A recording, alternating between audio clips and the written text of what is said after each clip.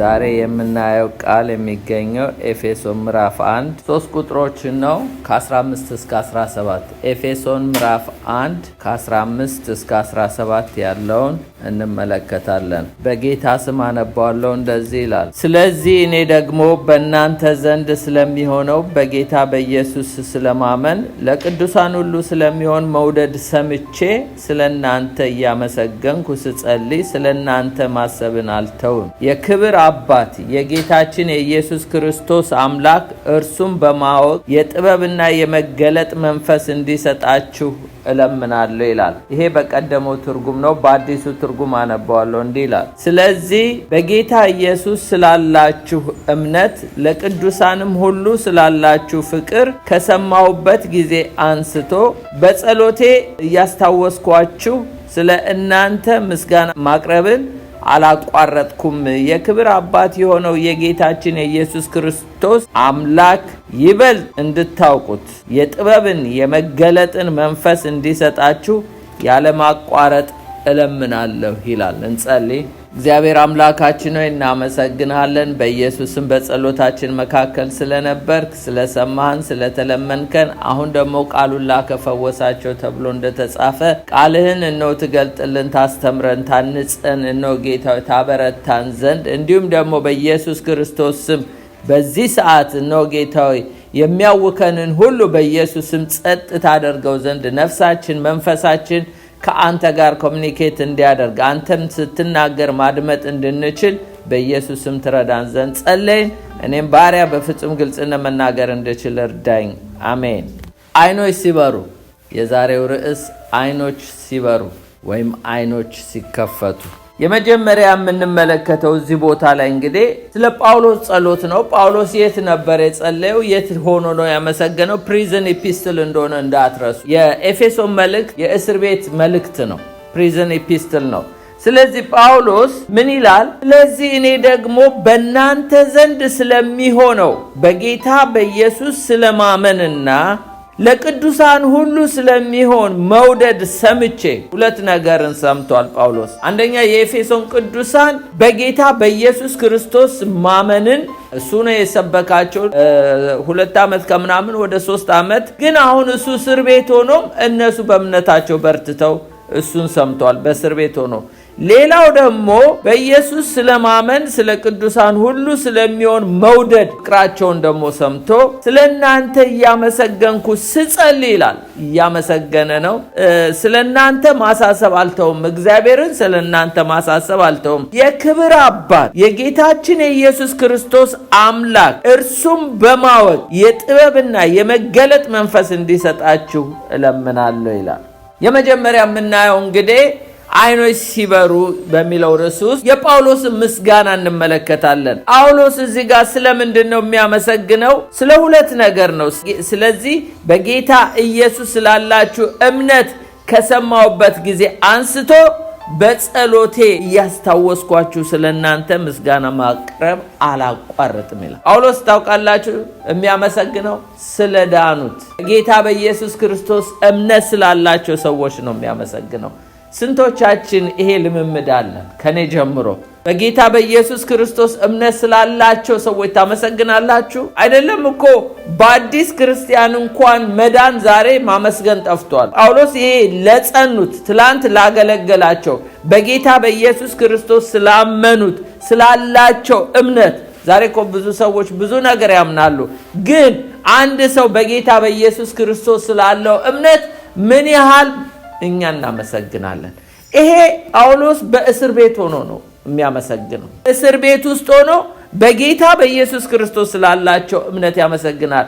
ይሄ ማለት ስለ ቅዱሳን ስለ ዳኑት በጌታ በኢየሱስ ስላመኑት ሰዎች ያመሰግናል። እስቲ ዛሬ እንጀምር።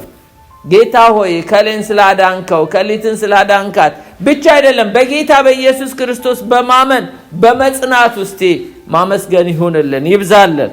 ይሄ እኔንም የምሰብከው ነው። ስለናንተ እያመሰገንኩ ስጸልይ ስለናንተ ማሳሰብን አልተውም። ሳቋርጥ ነው ደግሞ እኮ ጳውሎስ። እና አንደኛው በጌታ በኢየሱስ ክርስቶስ ስላለ እምነት የሚያመሰግነው ነው። ሁለተኛ ለቅዱሳን ሁሉ ስላላችሁ ፍቅር ከሰማሁበት ጊዜ አንስቶ በጸሎቴ እያስታወስኳችሁ ስለእናንተ ምስጋና ማቅረብን አላቋረጥኩም ይላል። እዚህ ጋር ደግሞ የምናየው ምንድነው? በጌታ በኢየሱስ ክርስቶስ ስላላቸው ፍቅር ወይም ደግሞ ቅዱሳን እርስ በርሳቸው የኤፌሶን ክርስቲያኖች እዚህ ጋር እንደምናየው ጳውሎስ የሚያመሰግንላቸው ስለምናቸው ነው? ስለ ፍቅራቸው። ራእይ መጽሐፍ ላይ ግን የቀድሞ ፍቅርሽን ጥለሻል የተባለች ቤተክርስቲያን ነች። ትላንት ጳውሎስ በእስር ቤት ሆኖ በፍቅር የሚመላለሱ ጳውሎስ ጌታን ስለነሱ ያመሰገነ፣ በኋላ ላይ ግን ራእይ ምዕራፍ 2:1-4 በኤፌሶን ወዳለው ወደ ቤተክርስቲያን መልአክ እንዲህ ብለህ ጻፍ፣ በቀኝ እጁ 7 ከዋክብት የያዘው በ7 ወርቅ መቅረዞች መካከል የሚሄደው እንዲህ ይላል፣ ስራህን፣ ድካምህን፣ ትዕግስትን አውቃለሁ። ክፉዎችን ልትታገስ እንዳትችል እንዲሁ ሳይሆኑ ሐዋርያት ነን የሚሉትን መርምር፣ ሐሰተኞች ሆነው እንዳገኛቸው አውቃለሁ። ታግሰህማል፣ ስሜንም ብለህ ጸንተህ አልደከምክም። እምነቷን ጠብቃለች። ግን ዳሩ ግን የምነቅፍብህ ነገር አለኝ፣ የቀደመው ፍቅርን ትተሃል። ይኸውላችሁ አንድ ነገር እዚህ ጋር እናስተውል። ዛሬ በፍቅር ሆነን በጌታ በኢየሱስ ክርስቶስ ስላለን ፍቅር ማመስገን ማለት ነገ ለሚቀጥለው ፍቅራችን ግን ጋራንቲ አይደለም። ታውቃላችሁ ጳውሎስ ትላንት አመስግኖ እሱ ሰማዕት ከሆነ በኋላ ኢየሱስ መጥቶ በራእይ መጽሐፍ ላይ የቀደመውን ፍቅርን ጥለሃል እነቅፍብሃለሁ ይላል። ዛሬ ምናልባት ስላለን ፍቅር ልናመሰግን፣ ስለሌሎችም ልናመሰግን እንችላለን። ነገር ግን ይሄ ነገር እየቀጠለ ማይሄድ ከሆነ ነገ የሚያስነቅፈን ነገር ሊመጣ እንደሚችል ልናውቅ ይገባል። ዛሬ እኔ ፍቅር አለኝ በፍቅር ተቃጥያለሁ ብለን ብንል ይሄ ጋራንቲ አይደለም። ትላንትና የጋለ ፍቅር የነበራቸው ሰዎች ጌታ ኢየሱስ ራሱ ለቤተ ክርስቲያን መልእክት ሲልክ የቀደመው ፍቅርሽን ጥለሃል። ጳውሎስ ሰማዕት ከመሆኑ በፊት እነዚህ ሰዎች ፍቅር ያላቸው የተመሰገኑ ነበረ። ስለዚህ ወገኖቼ በፍቅር መሆናችን መቀጠል አለበት፣ መጋል አለበት፣ መጨመር አለበት እንጂ ዛሬ ፍቅር አለኝ ብለን እንዳንደላደል። ምክንያቱም የነዚህ ሰዎች ፍቅር ሲቀጥል አናይም። ይህ አጋፔ ፍቅር በአራት መልኩ እናያለን። አንደኛ እግዚአብሔር ለልጁ ለኢየሱስ ያለውን፣ ሁለተኛ ቅዱሳን እርስ በርሳቸው ሊኖራቸው የሚገባውን ፍቅር እናየዋለን። ሌላው ሰዎች ለእግዚአብሔር ሊኖራቸው ስለሚገባው ፍቅር ያመለክተናል። ይህ አጋፔ ፍቅር። ሌላው የእግዚአብሔርን ባህሪ ወይም ማንነትን ይገልጽልናል። አራቱንም እናያለን። ይሄ አጋፔ የሚባለው ፍቅር እንግዲህ ጳውሎስ በእነዚህ ቅዱሳን ውስጥ አይቶ ያመሰገነው አንደኛው እግዚአብሔር ለልጁ ለኢየሱስ ያለውን ያሳየናል። ዮሐንስ 17:26 ላይ እኔንም የወደድክባት ፍቅር በእነርሱ እንድትሆን እኔም በእነርሱ ስምህን አስታውቃቸውም አለው አለ። እኔም በወደድክበት ፍቅር በእነርሱ እንድትሆን ይላል እና ይሄ ኢየሱስ ክርስቶስን በወደደበት ፍቅር ነው እግዚአብሔር እኛን የወደደን። ስለዚህ ይሄ ፍቅር አጋፔን እንደሆነ ያሳየናል። ሮሜ 5:8 ላይ ነገር ግን ገና ኃጢአተኞች ሳለን ክርስቶስ ለኛ ሞቷልና እግዚአብሔር ለኛ ያለውን የራሱን ፍቅር ያስረዳል። ማለት ክርስቶስን በወደደበት ፍቅር ነው እኛን የወደደው። ያው ዮሐንስ 3:16ን ታውቁታላችሁ። በእርሱ የሚያምን ሁሉ የዘላለም ሕይወት እንዲኖረው እንጂ እንዳይጠፋ እግዚአብሔር አንድያ ልጁን እስኪሰጥ ድረስ ዓለምን እንዲሁ ወዷልና። እግዚአብሔር ለልጁ ለኢየሱስ ክርስቶስ ያለውን ፍቅር በእኛ ውስጥ እንዴት አድርጎ እንደገለጠው የሚያሳየን ነው እና በዚህ ፍቅር ታይተዋል እነዚህ ቅዱሳን። እነሱም ጋር ይሄ ፍቅር ፈሶ ነበረ። ሌላው ቅዱሳን እርስ በርሳቸው ሊኖራቸው ስለሚገባ ፍቅር ያሳየናል አጋፔ። ዮሐንስ ወንጌል 13:34 ላይ እርስ በርሳችሁ ትዋደዱ ዘንድ እንደወደድኳችሁ እናንተ ደግሞ እርስ በርሳችሁ ትዋደዱ ዘንድ አዲስ ትእዛዝ እሰጣችኋለሁ። ይሄ ፍቅር ደግሞ እርስ በርሳቸው መዋደዳቸውን ሰምቷል ጳውሎስ፣ በዚህም ያመሰግናል። ሌላው በሶስተኛ ደረጃ ሰዎች ለእግዚአብሔር ሊኖራቸው ስለሚገባ ፍቅር ነው አጋፔ የሚያሳየን። ይሄም ታይቶባቸዋል። ማቴዎስ 22:37 ላይ ኢየሱስም እንዲህ አለው፣ ጌታ አምላክን በፍጹም ልብ፣ በፍጹም ነፍስ፣ በፍጹም ሐሳብ ውደድ። ይሄም ፍቅር ታይቶባቸዋል። በዚህ ነው አጋፔ ፍቅር ታይቶባቸው ነው ጌታን ያመሰገነው። ሮሜ 8:28 ላይ እግዚአብሔርን ለሚወዱ እንደ ሐሳቡ ለተጠሩ ይላል። እግዚአብሔርን የሚወዱ ነበሩ። ስለዚህ ይህም ፍቅር አይቶባቸው ነው። ሌላው አራተኛው ግን የእግዚአብሔር ባህሪ እንደሆነ ደግሞ አጋፔ ፍቅርና ያለን አንደኛ ዮሐንስ 4:8 ላይ ፍቅር የሌለው እግዚአብሔርን አያውቅም፣ እግዚአብሔር ፍቅር ነውና። እነዚህ ሰዎች እግዚአብሔርን ወደ ማወቅ መጥተው ነበር። ምክንያቱም እግዚአብሔር ፍቅር ስለሆነ የእግዚአብሔር ደግሞ ፍቅር በወንድማማቾች ህብረት ውስጥ ይገለጣል። እግዚአብሔርን ያየው የለም፣ እርስ በርሳችን ግን ብንዋደድ ፍቅሩ በእኛ ውስጥ ፍጹም ይሆናል የሚለው ተገልጦባቸዋል። ስለዚህ ሁሉ ነበር የሚያመሰግንላቸው። እንዳትረሱት ዓይን ሲከፈት የሚል ነው ርዕሴ።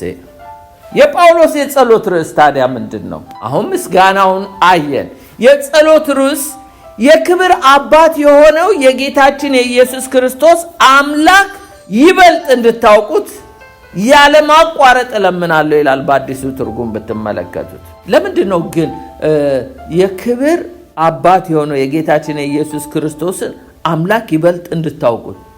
አባትም እንደገናም አምላክም ተብሏል። ለምንድን ነው የኢየሱስ አምላክ የተባለው? ኢየሱስን እዚህ በሰውነቱ ነው እንጂ አምላክነቱ እግዚአብሔር አብ ለኢየሱስ በሰውነቱ ነው አምላክነቱ እንጂ በዲቪኒቲው ሳይሆን በኢንካርኔሽኑ ነው። ምክንያቱም አንዳንድ ሪሊጂኖች ምን ይላሉ? ኢየሱስ ክርስቶስ አምላኬ ብሏልና ስለዚህ ሰው ነው ፍጡር ነው ይላሉ። አይደለም። የኢየሱስ ክርስቶስ አምላክ ሲል በኢንካርኔሽኑ ሰው በመሆኑ እንደሆነ ልናስብ ይገባል። ይሄ የክብር አባት የሆነው የጌታችን የኢየሱስ ክርስቶስ አምላክ እንድታውቁ እንዴት እንዲያውቁ ነው ጳውሎስ የሚጸልይላቸው በሁለት ነገር ነው። አንደኛ የጥበብ መንፈስ እንዲሰጣችሁ ያለማቋረጥ እለምናለሁ ይላል። ሁለተኛ የመገለጥን መንፈስ እንዲሰጣችሁ ያለማቋረጥ እለምናለሁ። እግዚአብሔርን ለማወቅ የጥበብ መንፈስ የመገለጥ መንፈስ ነው የሚያስፈልገው። እስቲ ተባባሉ።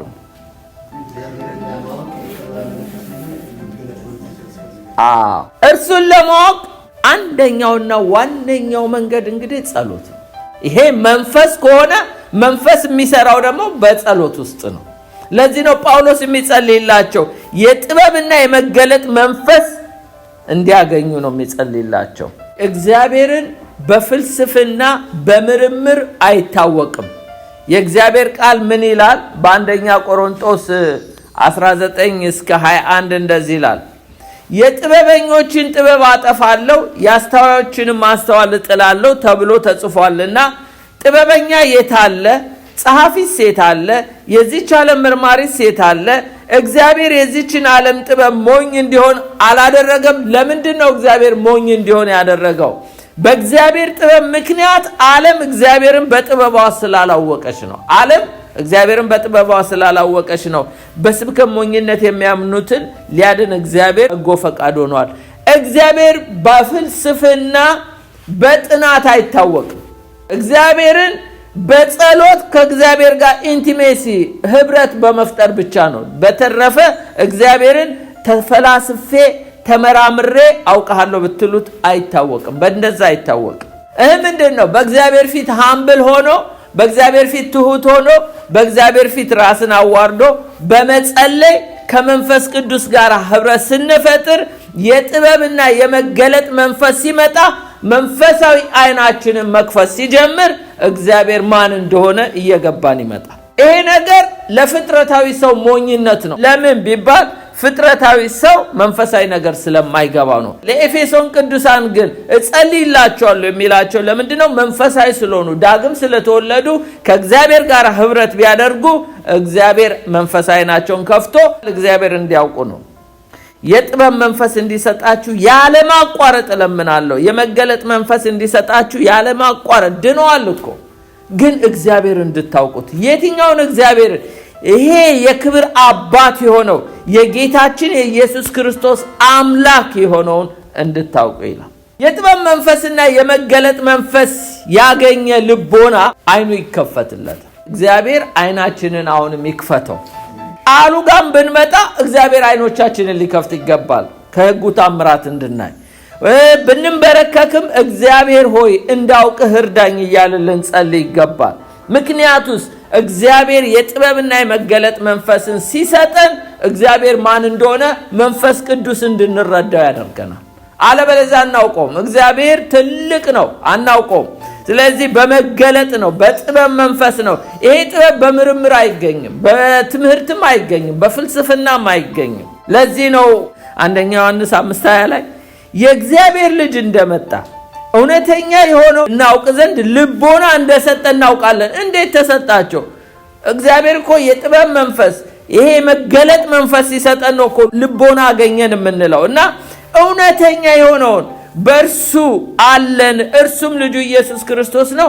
እርሱ እውነተኛ አምላክ የዘላለም ሕይወት ነው ይላል። ይሄንን እንድናውቅ የረዳን ልቦና ስናገኝ ነው። አሁንም የልቦና አይኖቻችን በርቶ እግዚአብሔር ማን እንደሆነ እንድናውቅ ጳውሎስ የሚማልድላቸው ለነሱ እንደዛ ነው። እኛም እርስ በርሳችን ልንጸልይ ይገባል። ስለዚህ ልቦና ካልተገኘ ወይም የልብ አይን ካልበራ እግዚአብሔር አይታወቅም። አሁን እንግዲህ እግዚአብሔር የጥበብን መንፈስ ሲሰጥ፣ የመገለጥን መንፈስ ሲሰጥ እግዚአብሔር እንዴት እናውቀዋለን? እነዚህም ፖይንቶች አስጨብጣችሁና መንበርከክ ጋር ነው የምንሄደው። ለምን ቢባል ፕራክቲካሊ እግዚአብሔር አይናችንን ሊከፍት ይገባል አይደል እንዴ? በጥበብ በምርምር ካልተገኘ እንግዲህ በመንበርከክ ሆነ ጳውሎስ ተንበርክኮ ነው እንጂ እንዲያድርጉ እንዲስሩ እንዲህ ብታደርጉ እግዚአብሔር እንዲመጣል ብሎ ያስተማራቸው ነገር የለም። ተንበረከከላቸው፣ እኛም መንበርከክ ብቻ ነው። ግን አይን ሲከፈት፣ የልቦና አይን ሲበራ፣ እንደዚሁም ደግሞ የጥበብ መንፈስ ሲመጣ ምንድነው የሚታወቀው? ይሄ የኢየሱስ ክርስቶስ አምላክ የሆነ የክብር አባት የሆነውን ምንድነው የሚታወቀው? በፖይንት ያዙት። አንደኛ ስለ ባህሪው ነው የምነግራችሁ። የመጀመሪያው እንግዲህ አሲኤቲ ወይም ደግሞ ኤሲኤቲ ይባላል። ኤሲኤቲ ማለት እግዚአብሔር ኢንዲፔንዳንት እንደሆነ የሚያሳይ። እግዚአብሔር ኢንዲፔንዳንት ነው፣ ራሱን የቻለ ነው። መልአክም ሰውም ፍጥረትም ባይኖር በራሱ መኖር የሚችል አምላክ ነው። ማንም ምንም ሊረዳው አያስፈልገው። ይሄንን ኢንዲፔንዳንት የሆነን እግዚአብሔር እንድታውቁ ነው የሚለው። የኢየሱስ ክርስቶስ አምላክ ይሄ የክብር አባት የተባለው እግዚአብሔር አብ ወይም ደግሞ እግዚአብሔር መንፈስ ቅዱስ እንድታውቁ ነው የሚለው። ሲቲ ማለት ኢንዲፔንዳንት ነው። እግዚአብሔር የማንም እርዳታ የማያስፈልገው፣ የማንም ተረጂ ያልሆነ፣ መላእክት ሳይፈጠሩ የነበረ ራሱን የቻለ እግዚአብሔር ነው። ይሄን አምላክ አይኖቼን ክፈት። ምክንያቱስ አንዳንድ ጊዜ እግዚአብሔርን ላግዝ የሚሉ ሰዎች አሉ አይደል? ታቦቱን ልደግፍ ብሎ አይደለ ኦዛ እዛው ደርቆ የቀረ። እግዚአብሔር አይደገፍም።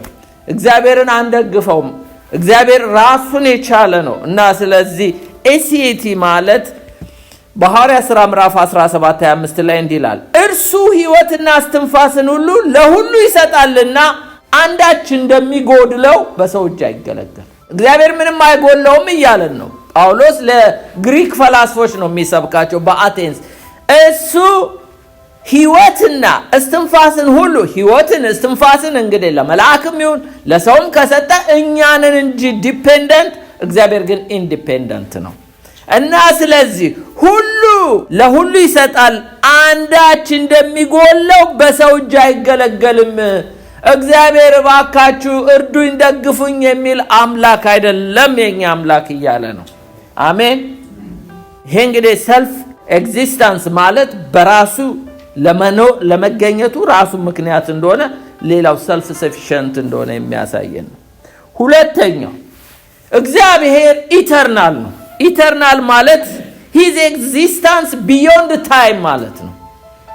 እግዚአብሔር ከታይም ውጪ ነው። መዝሙር 90:2 ላይ ተራሮች ሳይወለዱ ምድርም ዓለም ሳይሰሩ ከዘላለም እስከ ዘላለም ድረስ አንተ ነህ ይለዋል። ተራሮች ሳይወለዱ፣ ፍጥረታት ሳይኖሩ፣ ጋላክሲዎች ሁሉ ሳይኖሩ የነበረ እሱ ቢዮንድ ታይም ነው። ባይ ዘ ዌይ በመንግስተ ሰማያት ፓስት ፕሬዘንት ፊውቸር የለም። ጋድ ቢዮንድ ፕሬዘንት፣ ቢዮንድ ፊውቸር፣ ቢዮንድ ፓስት ነው። ወደ ኋላ ብትሄዱ ከፓስትም ኋላ ነው። ወደ ፊት ብትሄዱ ቢዮንድ ፊውቸርም ነው። ፕሬዘንትም ላይ ብትመጡ አሁን ካለውም ውጪ ነው እግዚአብሔር። ለምን? ትላንትና በፊት ያለውን ያውቃል። በአንድ ጊዜ ሁሉን ጠቅሎ ዛሬንም ትላንትናንም ነገንም ጠቅሎ እንዲህ የማየት የማወቅ ችሎታ ያለው አምላክ። እኛ ግን ትላንትናችንን እንኳን ረስተናል። ነጋችንንም አናውቅም። ሁሉ ውስን ነው፣ ሊሚት ነው። ኢቭን እንኳን እነዚህ ታላላቅ ኤንጅልስ የሚባሉ ሊሚቶች ናቸው። እግዚአብሔር ግን ቢዮንድ ታይም። ስለዚህ ይህንን ጌታ እንድታውቁ የልቦና አይናችሁ እንዲበራ መንፈሳዊ ጥበብና የመገለጥ መንፈስ እግዚአብሔር ባይዘወይ በመገለጥ እንጂ በምርምር አይታወቅም። እግዚአብሔር አሁንም አይኖቻችንን እንዲከፍት ልንጸልይ ይገባል። ሶስተኛው God is faithful። እግዚአብሔር ታማኝ ነው። እግዚአብሔር ታማኝ ነው። አንደኛ ቆሮንቶስ 1:9 ላይ ወደ ልጁ ወደ ጌታችን ወደ ኢየሱስ ክርስቶስ ኅብረት የጠራችሁ እግዚአብሔር የታመነ ነው ይላል። እሱ ፌስፉል ነው፣ የታመነ ጌታ ነው። እንዲሁ ሲጠራችሁ መንገድ አስጀምሮ መንገድ ላይ ሊጥላችሁ ሳይሆን ያስጀመረን ሊያስጨርሰን ነው። ይሁዳ 1:24-25 ሳትሰናከሉ እንዲጠብቃችሁ በክብሩ ፊት በደስታ ነውር የሌላችሁ አድርጎ እንዲያቆማችሁ ለሚችለው ብቻውን ለሆነ አምላክ መድኃኒታችን ከዘመናት ሁሉ በፊት አሁን እስከ ዘላለም ድረስ በጌታችን በኢየሱስ ክርስቶስ ክብር፣ ግርማ፣ ኃይል፣ ስልጣን ይሁን አሜን ይላል። ሳትሰናከሉ ይላል። እግዚአብሔር በራሱ ታምኖ እንጂ የጠራን ማናችንንም ታምኖ አልጠራም። ኢቭን እኔ እንጃ እግዚአብሔር መልአክንም ታምኖ እኛን አልጠራንም። በራሱ ታምኖ ነው። ጴጥሮስን ሲጠራው ምን አለው? ገና ወንድሙ ይዞት ሲመጣ አየውና አንተ አለው ባረማይ ኬፋ ትባላለህ አለው። በኋላ ላይ ግን ጴጥሮስ ስንት ጊዜ ነው ተሰናካከለ አይደለ እንዴ? ግን ጌታ ኢየሱስ ማልዶለታል። እንዳውም በተመለስክ ጊዜ ወንድሞችን አጽናና ያለው እና ግን ይሄንን ጴጥሮስን ግን ኬፋ ትባላለህ አለት ትባላለህ ብሎ ባረማይክ። በኋላ ግን ማቴዎስ 16 ላይ ተመልከቱ። ኢየሱስ የሰው ልጅ ማን ይሉታል ባለ ጊዜ አንተ ያው የእግዚአብሔር ልጅ ነህ ባለው ጊዜ ክርስቶስ ነህ ባለው ጊዜ አሁን አንተ ጴጥሮስ ነህ አለው። ማለት አሁን አለት ነህ አለው። ትባላለህ ነበር ያው፣ አሁን ግን መገለጡ መጣልህ። አሁን ግን ማን እንደሆንኩ አይደንቲቲን አወቅ። እኔ አምላክ እንደሆን ካወቅ የሰው ልጅ ብሎ ነው ያለው። ስለ ኢንካርኔሽኑ ጥያቄ የላቸውም። ግን ዲቪኒቲን ስላወቅ አንተ አሁን ፒተር ትባላለህ አለው።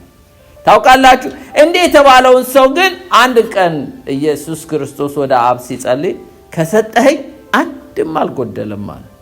ጌታ ጠብቋቸው ነው እንጂ ጌታ ባይጠብቃቸው ኖሮ እንደ ጴጥሮስ መሰናከል ያስቆሮቱ ይሁዳ አይነት ጽዋ ነበር የሚደርሰው አይደለ እንዴ?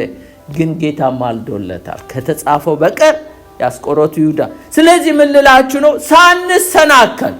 ሳትሰናከሉ እንዲጠብቃችሁ በክብሩ ፊት በደስታ ነውር የሌላችሁ አድርጎ እንዲያቆማችሁ ለሚችለው ብቻውን ለሆነ አምላክ መድኃኒታችን ይላል። አያችሁ፣ ሳንሰናከል እዚህ ያደረሰን። እያንዳንዳችሁ እንግዲህ ስንት ዓመት እግዚአብሔር ቤት ኖራችኋል? ሳትሰናከሉ የጠበቀ ጌታ ነው። አብርሃምን ምን አለው? እኔ ልጅ እሰጥሃለሁ አለው።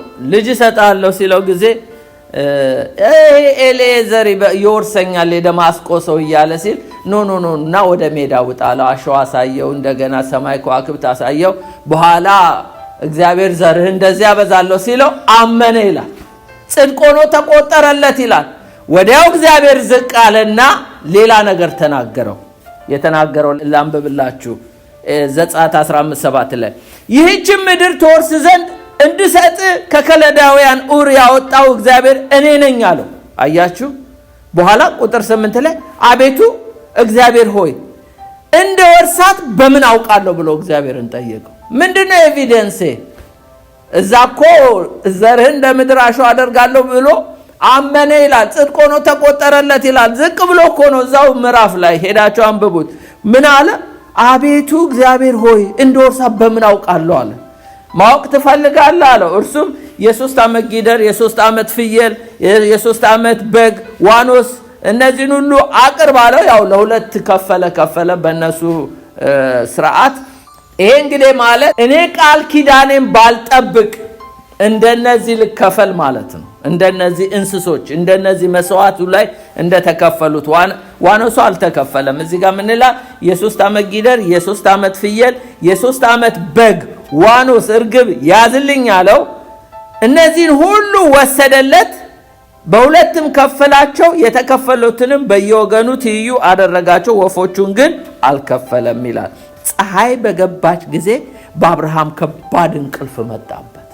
እግዚአብሔር ዲፕ ስሊፕ አመጣበት። ልክ አዳም ሔዋንን ከጎኑ እንዳመጣ ዲፕ የሆነ ስሊፕ አመጣ። ለምን? አብርሃም ኪዳኑ እንደማይጠብቅ ያውቃል። ይሄ መሐላ ነው፣ የኪዳን ነው። ስለዚህ እግዚአብሔር በዚህ ውስጥ ቃል ሊገቡ ነው አብርሃምና እግዚአብሔር ፌስፉል ነው። ግን አብርሃም ኪዳኑን ላይጠብቅ ይችላል ከእግዚአብሔር ጋር። በኋላ እግዚአብሔር ዲፕ ስሊፕ አስተኛውና ምን አደረገ? ፀሐይ በገባች ጊዜ አብርሃም ከባድ እንቅልፍ መጣበት፣ እነሆ ድንጋጤና ታላቅ ጨለማ ወደቀበት። ፀሐይ በገባች ጊዜ ይላል ታላቅ ጨለማ ሆነ፣ የምድጃውም ጢስ እሳት ነበልባል በዚያ በተከፈለው መካከል አለፈ። የእግዚአብሔር ህልውና ነው፣ የእግዚአብሔር ፕሬዘንስ ነው ያለፈው። ከዚያ በኋላ ግን ነቃ። በዚያን ቀን እግዚአብሔር አብርሃምን እንዲህ ብሎ ቃል ኪዳን አደረገለት። ከግብፅ ወንዞች ጀምሮ እስከ ትልቁ ወንዝ ኤፍራጥስ ወንዝ ድረስ ይህችን ዳርቻ ምድር ሰጣለሁ። አሁን እግዚአብሔር በራሱ ነው የመላው። አብርሃም እዚህ ውስጥ አልገባም ኪዳን ውስጥ። ለምን? ነገ ባይጠብቅ ችግር ውስጥ እንደሚገባ ስለሚያውቅ እግዚአብሔር በራሱ ቃል ገብቶ በራሱ ሊፈጽምልን። ልክ ለኛ እንደዚህ ነው። ለኛም እኮ በራሱ በክርስቶስ ራሱ ጌታ መጥቶ አግኝቶን ራሱ የጀመረው በእኛ ሊፈጽም በራሱ ኢየሱስ ክርስቶስ እንዳደረገው ከአብርሃምም ጋር እንደዚህ ነው። አብርሃም አመነ፣ ጽድቅ ሆኖ ተቆጠረለት የተባለው ዘር እንደ ምድር አሸዋ ይሆናል፣ እንደ ከዋክብት ይሆናል በተባለ ጊዜ ነው። ግን ይሄን ምድር ትወርሳለህ ባለው ጊዜ ግን በምን አውቃለሁ ነው? አትጠራጠር፣ እኔ ራሴ ነኝ ቃሉን መፈጽም ብሎ እግዚአብሔር መሐላውን አድርጎ ኪዳኑን እንደፈጸመለት እናያለን። God is faithful። ይሄንን ታማኝ አምላክ እንድታውቁ እጸልይላችኋለሁ። ይሄ ግን አለ የልቦና አይናችሁ ሲበራ መንፈሳዊ መገለጥ ስታገኙ ነው የሚለው። ሌላው የእግዚአብሔር ጉድነስ ቸርነቱን እንድታውቁ።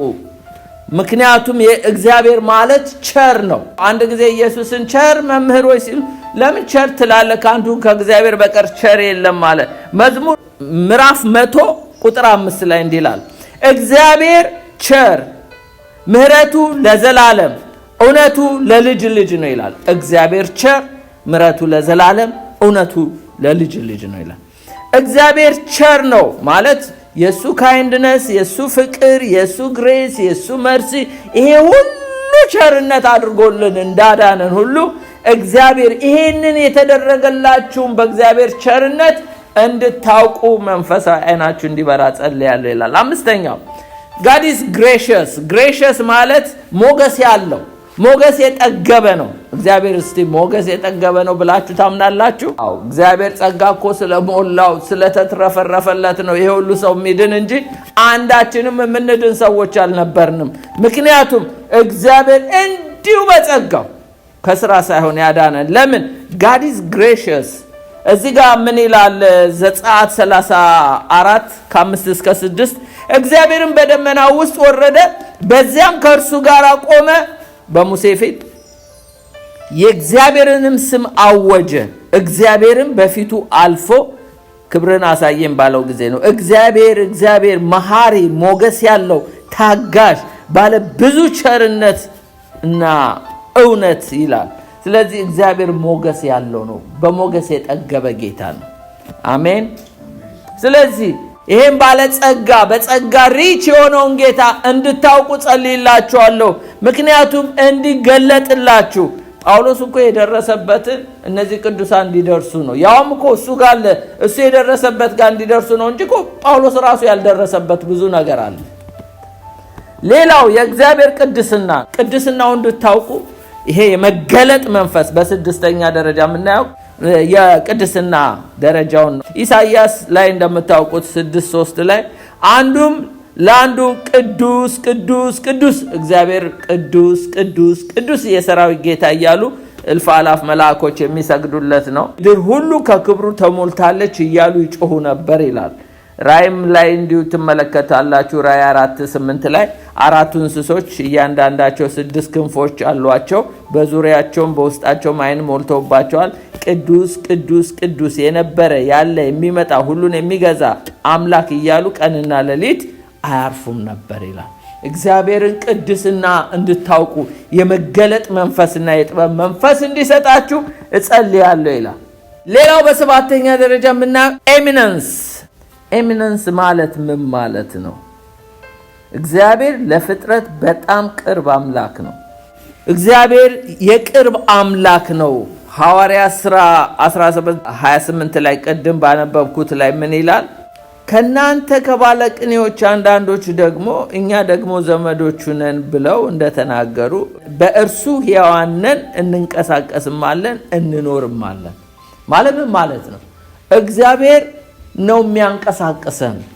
እግዚአብሔር እስትንፋስ የሰጠን ጌታ እስትንፋሱን ከወሰደብን አንኖርም፣ በሱ እንንቀሳቀሳለን። እግዚአብሔር በፈጠረው ፍጥረት ውስጥ በፈጠረው ዓለም ውስጥ አለ። ለፍጥረቱ ሩቅ አይደለም ማለት ነው። እግዚአብሔር ለፍጥረቱ ሩቅ ቢሆን ኖሮ በህይወት አንኖርም። አሁን ለምሳሌ ብትመለከቱ የዳኑትንም ያልዳኑትንም ሰዎች እኮ የሚያኖር እግዚአብሔር ነው። እኛ ውስጥ ድዌል ቢያደርግ መንፈስ ቅዱስ ያልዳኑ ሰዎች ራሳቸው በእግዚአብሔር እኮ ነው ያሉት። እስትንፋሳቸውን እኮ ቢወስድባቸው አይኖሩም። ማንም ሰው በህይወት አይኖርም። እና ስለዚህ ለነዚህ ባለቅኔዎች ምንድነው የሚላቸው ጳውሎስ? እኛ ደግሞ ዘመዶቹ ነን ብለው እንደተናገሩ በእርሱ ሕያዋን ነንና እንንቀሳቀስማለን። in him we live and move and have our being ይላል። ስለዚህ በእርሱ ነው የምንንቀሳቀሰው። ያ ማለት እግዚአብሔር ነው የሚያኖረን። እግዚአብሔር በፈጠረው ዓለም ውስጥ በፈጠረው ነገር ውስጥ እግዚአብሔር ስላለ ነው በህይወት የምንኖርና እግዚአብሔር ከፈጠረው ፍጥረት ሩቅ አይደለም። ሌላው ስምንተኛው ኢሚውቴብል ማለት አንቼንጀብል ማለት ነው። እግዚአብሔር አይለወጥም። ይሄን የማይለወጠውን አምላክ እንድታውቁ ጸልይላችኋለሁ፣ ወይም ደግሞ የመገለጥ መንፈስ እንዲኖራችሁ። ያዕቆብ 1:17 ላይ በጎ ስጦታ ፍጹም በረከት ሁሉ ከላይ ናቸው፣ መለወጥ በእርሱ ዘንድ ከሌለ በመዞር የተደረገ ጥላ በእግዚአብሔር ዘንድ መለወጥ የለም ይላል። ጌታ ተለውጦብኛል የምትሉ ካላችሁ እንግዲህ ጌታ አይለወጥም። ሚልክያስ 3:6 ላይ እንዲላል እኔ እግዚአብሔር አልለወጥም፣ እናንተ ያዕቆብ ልጆች ሆይ ስለዚህ የጠፋችሁ አይደላችሁም። ስለዚህ እግዚአብሔር ኢሚውቴብል አንቼንጀብል ነው፣ የማይለወጥ አምላክ ነው ይላል። ሌላው ኢምፓሲቢሊቲ ማለት በዘጠነኛ የምናየው ይሄ ትንሽ ኮንትሮቨርሻል ነው፣ አወዛጋቢ ነው። ለምንድን ነው አወዛጋቢ የሚያደርገው? አከራካሪ። እግዚአብሔር መከራ አያይም፣ ሰፈሪንግ አያይም ይላል። የሚያከራክረው ምንድነው? እንደ ኢየሱስ አምላክ ሆኖ ሳለ መጥቶ ወደ ምድር ላይ ሰፈር አድርጓል አይደል ወይ? ራሱ እግዚአብሔር አምላክ ሳፈሪንግን ያውቃል ወይ? ሳፈር ያደርጋል ወይ? በመከራ ውስጥ ያልፋል ወይ ብንል ግማሹ አው ያልፋል፣ ምክንያቱም ኢየሱስ አምላክ ነው፣ በሰፈሪንግ ውስጥ አልፏል ይላል። ግማሹ ደግሞ አይደለም፣ እግዚአብሔር በሰፈሪንግ ውስጥ አያልፍም፣ ኢየሱስ በሰውነቱ እንጂ በአምላክነቱ አምላክ ሰፈሪንግን አያውቅ። ይሄ እንግዲህ ኮንትሮቨርሻል ነው። ውሳኔው ለእናንተ ልስጣችሁ። አምላክ በሰፈሪንግ ውስጥ ያልፋል። ጳውሎስ በጸለየው ጸሎት እንግዲህ የጥበብና የመገለጥ መንፈስ ይስጣችሁ ከማለት በቀር ሌላ ምንም የምለው የለም። ሌላው ኢምፔካቢሊቲ ማለት ደግሞ እግዚአብሔር እንከን የለሽ ነው፣ ኃጢአትን አያውቅ። ይሄ ምንም ጥርጥር የለው። ኢየሱስ ክርስቶስ ምድርም ላይ መጥቶ ሰውም ሆኖ ኃጢአትን አያውቅ። እግዚአብሔር ኃጢአትን ጨርሶ ኤክስፔሪየንስ አድርጎትም አያውቅም፣ ኃጢአትን አያውቅም። ኢምፔካቢሊቲ ነው፣ እንከን የሌለሽ ፍጹም አምላክ እንደሆነ ነው። ስለዚህ ይሄን እንድታውቁ የመገለጥ የጥበብ መንፈስ ስታገኙ እግዚአብሔር ፐርፌክት። አለበለዚያ ምንድነው? ኢየሱስ ክርስቶስን ራሱን ፍጡር ነው እንደኛ ኃጢአት የሚያውቅ ነው የሚሉ አንዳንድ ትምህርቶች ስላሉ ነው። ኢየሱስ ክርስቶስ እንኳን ስጋ የለበሰው ኃጢአትን አያውቅ። እንኳን አይደለም እግዚአብሔር ራሱ ኢየሱስ ስጋ ለብሶ የኛን እንኳን ኃጢአትን አያውቅ። ኢምፔካቢሊቲ ነው። ሌላው ደግሞ ኢንኮምፕሬሄንሲቢሊቲ ማለት አለመረዳት ማለት ነው። ማለት ፉል ነው። እግዚአብሔርን ሙሉ በሙሉ ጠቅለን አናውቀው። ማንም ሰው እግዚአብሔርን ጠቅልዬ አውቀዋለሁ ቢል አይችልም፣ ሊታወቅ አይችልም። ለዚህ ነው መገለጥና የጥበብ መንፈስ የሚያስፈልገው። እንኳን አይደለም እግዚአብሔርን እኛ ሰዎችን እንኳን አናውቃቸውም። እግዚአብሔር ግን ሰውን ልብን ኩላሊትን መርምሮ ዲፕሊ ያውቃል። እኛ ራሳችንንም አንዳንዴ አናውቀውም ብዬ አስባለሁ። ግን እግዚአብሔርን እንደዚህ ጠቅልዬ ልወቅህ የሚባል አምላክ አይደለም። ስለዚህ ኢሳይያስ 40:28 ላይ አላወቅም አልሰማህምን? እግዚአብሔር የዘላለም አምላክ የምድር ዳርቻ ፈጣሪ ነው። አይደክምም አይታክትም ማስተዋሉም አይመረመርም ይላል። እግዚአብሔር አይመረመርም። ተመርምሮ በማስተዋል እኔ አውቀዋለሁ ልንል አንችልም። እንደው እግዚአብሔር ትንሽ ግሊም የሆነች ብልጭታ ሲያበራልን ትንሽ ፓርቱን እግዚአብሔር እናውቅ እንደሆነ እንጂ እግዚአብሔርን በዚህ አእምሮአችን አሁን አይደለም ወደፊትም ለዘላለምም እግዚአብሔርን ጠቅልሎ ፍጥሯኖች አያውቁትም።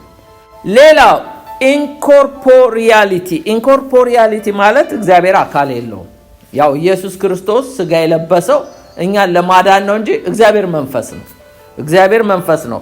ዮሐንስ 4:24 ላይ ለሰማርያዊቷ ሴት ምን አለ? እግዚአብሔር መንፈስ ነው፣ የሚሰግዱለትም በመንፈስ በእውነት ሊሰግዱለት ይገባል። እግዚአብሔር አካል የለውም። ዛሬ ለዚህ ነው በምንም ምስል ስለ እንዳታመልክ የሚለው። ዛሬ ብዙዎች የተለያዩ አሻንጉሊቶች እየሰሩ እግዚአብሔር እናመልካለን ይላሉ፣ የተለያዩ ፎቶ እያነሱ። ግን እግዚአብሔር መልክ የለውም፣ ምስል የለውም፣ መንፈስ ነው። ስለዚህ ኢየሱስ ግን አካል ለብሶ የመጣው እኛን ለማዳን እንጂ እግዚአብሔር አካል የለውም። ስለዚህ ኢንኮርፖሪያሊቲ ማለት ኮርፖ በጣሊያንኛ ኮርፖ ነው አይደለ? ኮርፖ ማለት ቦዲ ማለት ነው በጣሊያንኛ። እንግዲህ ይሄ ከላቲን ወርድ የወሰዱት ይሆናል። ኢንኮርፖሪያሊቲ ማለት ይሄ ቦዲ የለውም። እግዚአብሔርን በአንድ አካል ውስጥ እዚህ ቁጭ እንኳን አይደለም በአካል እቺ ፕላኔት ውስጥ ብታስቀምጡትም ከዚህም ውጪ ነው። አይደለም ሄቨን ውስጥም ቢቀመጥ ከዛም ውጪ ነው። ቢዮንድ ስፔስ፣ ቢዮንድ ዩኒቨርስ፣ ቢዮንድ ታይም ነው። ስለዚህ እግዚአብሔር በአካል አይወሰንም። ይህንን ጌታ የጥበብ መንፈስ የመገለጥ መንፈስ ስታገኙ ነው የምታውቁት ነው ባጭሩ ቃል። ለዚህ ነው ምጸልይላችሁ ነው የሚለው ጳውሎስ። ሌላው ኢንፊኒቲ ወሰን አልባ ነው። እግዚአብሔር ኢንፊኒቲ ነው። ወሰን አልባ ማለት ይሄ ኢተርኒቲን ያሳያል። የእግዚአብሔር ወሰን የሌለው ዘላለማዊነቱንና ታላቅነቱን ያሳያል። አንደኛ ነገሥት ምዕራፍ 8:27 ላይ ንጉሥ ሰለሞን መቅደሱን ከሰራ በኋላ ያለው ነው የተናገረው ነው። በእውኑ እግዚአብሔርን ከሰው ጋር በምድር ላይ ይኖራልን? እነሆ ሰማይ ከሰማያትም በላይ ያለው ሰማይ ይይዝህ ዘንድ አይችልም ይላል። አንተን እንኳን አይደለም በዚህ አንተ በምድር ላይ ልትኖር፣ ሰማይ ከሰማይም በላይ ያለው ሰማይ አንተን ሊይዝህ አይችልም። ኢንፊኒቲ ነው ጌታ ማለት ነው። ይሄንን ትልቅ እግዚአብሔርን ግን በጥበብና በመገለጥ እንጂ በምርምር አይታወቅም። አሜን። አይናችንን ይክፈተው። ትልቅነቱ እኮ ቢታየን መስገዱ ይበዛል፣ ለእግዚአብሔር መገዛቱ ይበዛል። እኛም ደግሞ በመፈጠራችን እግዚአብሔርን እናደናንቀው ነበር።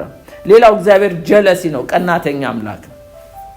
ይህን እንድታውቁ ዘጸአት 34:14 ላይ ስሙ ቀናተኛ የሆነ እግዚአብሔር ቅናት ያለው አምላክ ነውና ለሌላ አምላክ አትስገድ ይላል። ስለዚህ እግዚአብሔር ቀናተኛ አምላክ ነው። ይሄ ቀናተኛነቱ የሚያሳየው እንግዲህ በባልና ሚስት እንኳን ታዩታላችሁ አይደለ እንዴ? ባልና ሚስት ኪዳን ካፈረሱ ሚስት በባል ባል በሚስት እንደሚቀና ሁሉ እግዚአብሔር ደግሞ በራሱ ኪዳን ከገባልን በኋላ ጣዖት ስናመልክ ቢያይ ይቀናል፣ እናስቀናዋለን። ስለዚህ በውስጣችን ያለው መንፈስ እናሳዝናለን፣ እናስቀናዋለን፣ እናስቆጣዋለን። ምክንያቱም ከእግዚአብሔር ይልቅ ፈጣሪ ይልቅ ፍጥሩን የምንከተል ከሆነ። ስለዚህ God is jealousy። ይሄን እንድታውቁ። ሌላው ስለ ፍቅሩ እንድናውቅ ነው። ራሱ ትሪኒቲ እግዚአብሔር አብ፣ ወልድ፣ መንፈስ ቅዱስ እኮ በፍቅሩ ነው አይደለ እንዴ? አብ ወልድን ይወዳል፣ ወልድ አብን ይወዳል፣ መንፈስ ቅዱስ አብን ይወዳል፣ ወልድን ይወዳል። ስለዚህ በእነሱ ያለው ፍቅር ነው ወደኛ የፈሰሰው። ስለዚህ አንደኛ ዮሐንስ 4:8 ላይ ፍቅር የሌለው እግዚአብሔርን አያውቅም፣ እግዚአብሔር ፍቅር ነው ስለሚል እግዚአብሔርን ፍቅር እንድታውቁ የመገለጥ የጥበብ መንፈስ እንዲሰጣችሁ ጸልያለሁ ይላል። ሌላው ሚስትሪ የሚለው ሚስጥር ማለት ነው።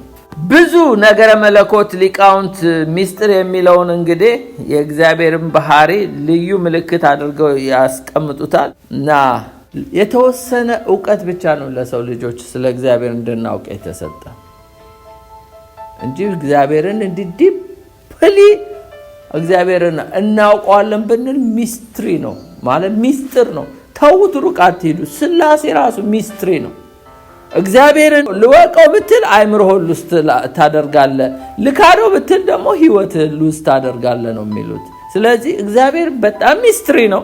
ግን የተገለጠው ይላል ዘዳግም 29:29 ላይ ለእኛና ለልጆቻችን ነው። ያልተገለጠው ሚስጥሩ ለአምላካችን ነው። በቃ በተገለጠልህ በተረዳህበት በዛ ተመላለስ ነው። አምነን እግዚአብሔር በገለጠልን እግዚአብሔር በሚያስፈልገን ነገር ይገልጠልናል። ግን ይሄ የመገለጥ መንፈስና የጥበብ መንፈስ ሲሰጠን እንጂ እግዚአብሔር እንደዚህ ማንም እንኳን አይደለም ትላልቅ አርካንጀሎች ያውቁታል ብያለንም ከፍጥረት ማንም እግዚአብሔርን አያውቅም። ሰይጣን ቢያውቅ ኖሮ እንግዲህ ትልቅ ፖዚሽን የነበረው ነበር። ዛሬ እንዲህ አፈር ላይ የተጣለው አመድ ላይ የተጣለው እግዚአብሔርን ስላላወቀው። ቢያውቅ ኖሮ አይወድቅም ነበር። እኛም ታዲያ ይሄ ጥበብ እንዲኖረን ሌላው ኦምኒፖተንት ሁሉን ቻይ ነው። ሁሉን ቻይ ነው ኤልሻዳይ ማለት ነው። ሁሉን ቻይ ዘፍጥረት 17:1 ላይ አብርሃም የ99 ዓመት ሰው በሆነ ጊዜ እግዚአብሔርም ለአብርሃም ተገለጠለት። እኔ ኤልሻዳይ ነኝ፣ በፊቴ ተመላለስ፣ እኔ ሁሉን ቻይ ነኝ። ኦል ፓወርፉል ነው። ይሄንን ሁሉን ቻይ የሆነ እግዚአብሔር እንድታውቁት የመገለጥ የጥበብ መንፈስ እንዲሰጣችሁ ጸልያለሁ ይላል። 18ኛው ኦምኒፕሬዘንት ነው፣ በሁሉ ስፍራ የሚገኝ አምላክ ነው። መዝሙር 139 ከ7-10 ከመንፈስ ወዴት እሄዳለሁ? ከፊትህስ ወዴት እሸሻለሁ? ወደ ሰማይ በወጣ አንተ በዚያ ያለ፣ ወደ ሲኦል በወርድ አንተ በዚያ ያለ። እንደ ንስር የንጋት ክንፍ ብወስድ እስከ ባህር መጨረሻ ብበር በዚያ እጅ ትመራኛለች፣ ቀኝም ትይዘኛለች። ስለዚህ ከእግዚአብሔር ስኬፕ ማድረግ አይቻልም። እግዚአብሔር ኢዝ ኦምኒፕሬዘንት፣ የሌለበት ስፍራ የለም። ሲኦልም ብትወርዱ ሰማይም ብትወጡ እግዚአብሔር በሁሉ ስፍራ አለ። ሌላው 19 ኦምኒሸንት ነው፣ ሁሉን አዋቂ ነው። ሁሉን አዋቂ አንደኛ ዮሐንስ 3 ከ19-20 ያው እግዚአብሔር ኦል ኖዊንግ ሁሉን እንደሚያውቅ ነው። ልባችን በእኛ ላይ በሚፈርድበት ሁሉ ከእውነት እንደሆንን በዚያ እናውቃለን፣ በፊቱም ልባችን እናሳርፋለን። እግዚአብሔር ከልባችን ይልቅ ታላቅ ነው። ለምን? እሱ ሁሉን አዋቂ ነው። 20ኛው ፕሮቪዳንስ ነው፣ የእግዚአብሔር ምሪት ነው። ምሳሌ 16:9 ላይ የሰው ልብ መንገዱን ያዘጋጃል፣ እግዚአብሔር ግን አካሄዱን ያቀናለታል ይላል። እግዚአብሔር መሪያችን ነው፣ መንገዳችንን የሚያቀና ማለት ምሪት ሰጪ ነው ለማለት ነው። ምሪት ሰጪ ነው። ሌላው ሬክሲቲዩድ ማለት ቅንነት ማለት ነው። እግዚአብሔር ቅን እንደሆነ ያመለክተናል። ይሄ ደግሞ የእግዚአብሔር ትክክለኛ ቅድስናውን፣ ፍትሃዊነቱን ወይም የማዳን ስራውን ሁሉ ያመለክት ይችላል። ለዚህ ጥቅስ የለውም። 22ኛው ሰቨርኒቲ ነው፣ ሉዓላዊነቱን ነው። እግዚአብሔር ይሄ ብዙ ገለጻ የማያስፈልገውም እግዚአብሔር በሶቨርኒቲው እንድናውቀው ነው እና ሶቨርኒቲ ኦምኒሸንት ኦምኒፕሬዘንት መሆኑን እና ፕሮቪደንሱን እና ኪንግሺፕ መሆኑን አምላክ መሆኑን ያሳየናል። ሌላው ትራንሴንዳንት ነው። ትራንሴንዳንት ማለት 23ኛው ትራንሴንዳንት ከጠፈርና ከጊዜ ውጭ ነው። እግዚአብሔር ከፈጠረው ከጠፈር ውጭ ነው። 24ኛው ስላሴ ነው። ስላሴ ነው። ዘ ዶክትሪን ኦፍ ትሪኒቲ ነው። ያው ማቴዎስ 28 ከ19-20 ተመልከቱት። እንግዲህ ሂዱ አሕዛብን ሁሉ በአብ በወልድ በመንፈስ ቅዱስ ስም እያጠመቃቸዋቸው ያዘዝኳችሁን ሁሉ እንዲጠብቁ እያስተማራችኋቸው ደቀ መዛሙርት ያድርጓቸው የሚለው ነው። የመጨረሻው ቭራሲቲ ማለት እውነተኛ ማለት ነው። በእግዚአብሔር ዘንድ ውሸት እንደሌለ ነው። ቲቶ 1:2 ላይ ስለዚህ ሕይወት የማይዋሽ እግዚአብሔር ከዘላለም ዘመናት በፊት ተስፋ ሰጠ። በእግዚአብሔር ዘንድ ውሸት የለም። በእግዚአብሔር ዘንድ ውሸት የለም። ስለዚህም ሕይወት የማይዋሽ እግዚአብሔር ከዘላለም ዘመናት በፊት ተስፋን ሰጠ። አንደኛ ሳሙኤል 15:29 ላይ የእስራኤል ኃይል እንደ ሰው የሚጸጸት አይደለም አለው። ሳሙኤል መጥቶ ለሳኦል አይዋሽም አይጸጸትም አለው። እግዚአብሔር የሚዋሽ አምላክ አይደለም። ሕንባቆም 2:3 የመጨረሻ ጥቅሴ ነው። ራዩ ገና እስከተወሰነ ጊዜ ነው፣ ወደ ፍጻሜ ይቸኩላል፣ እርሱ አይዋሽም። ቢዘገይም በእርግጥ ይመጣል፣ ታገሰው፣ እርሱ አይዘገይም። እግዚአብሔር የማይዋሽ አምላክ ነው። ጌታ ይባርካችሁ። እንግዲህ መገለጥ የጥበብ መንፈስ ስናገኝ እነዚህና ከነዚህ የበለጠውን እናውቃለን። ጨርሻለሁ።